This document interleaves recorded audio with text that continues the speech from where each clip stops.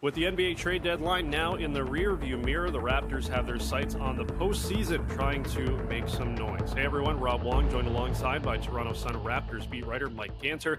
And Mike, for all the rumors that were flying around heading into the trade deadline about who the Raptors would deal away, they end up adding a familiar face in Jakob Poeltl. What did you make of their deadline decisions? Yeah, at first glance, it was a little disappointing, but I mean, then you remember, and Messiah's been telling us this since he's been here.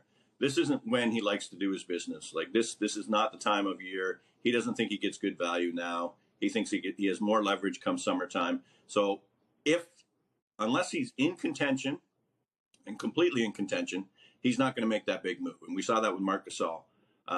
So I think if we listened to him and remembered all that, we would have just sort of ignored all those rumors. But yeah, in terms of the deal they did make, I thought that addressed their most glaring need. I mean, obviously, they didn't have a rim protector. They needed a big man. Their defense was like falling apart, and he has already started to address that.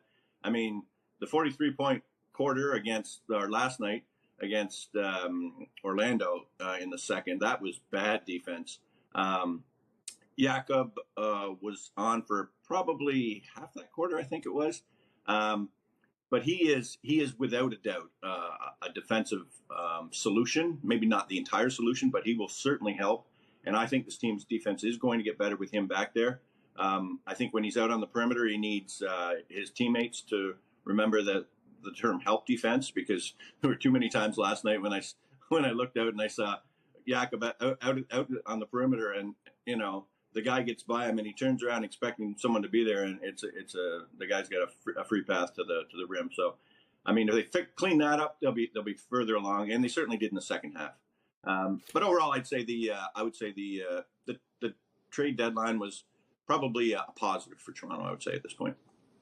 So as we look forward here with Jakob Poeltl now in the mix, they obviously have his bird rights heading into the off season. He didn't, get brought in here, I imagine, to just be a rental, and they move on from him. But what are the expectations contract-wise heading into the off season? They're going to have to. Well, they are going to sign him. I don't think that's even a question.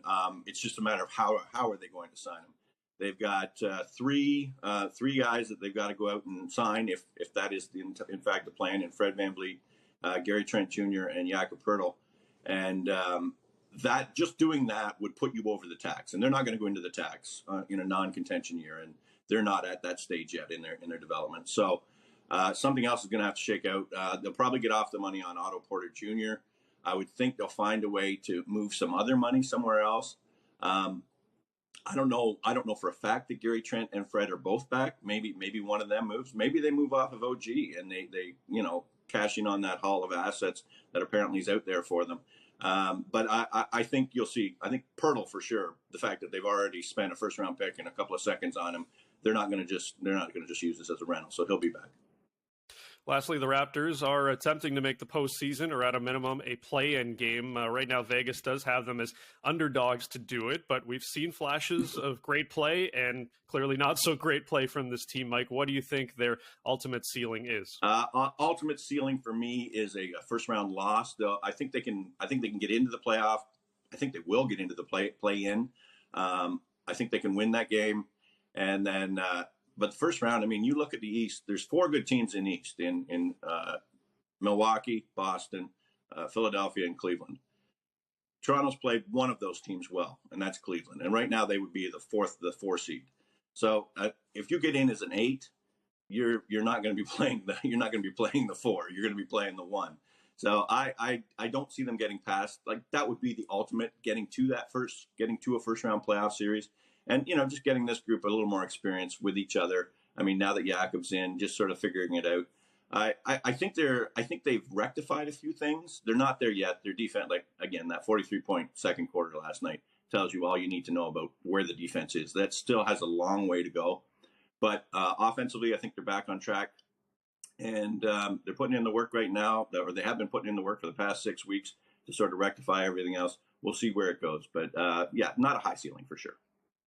Yeah, we'll see how things shake out for this Raptors team. For all of Mike's Raptors coverage, you can head over to the Toronto Sun or find him on Twitter at Mike_Ganter.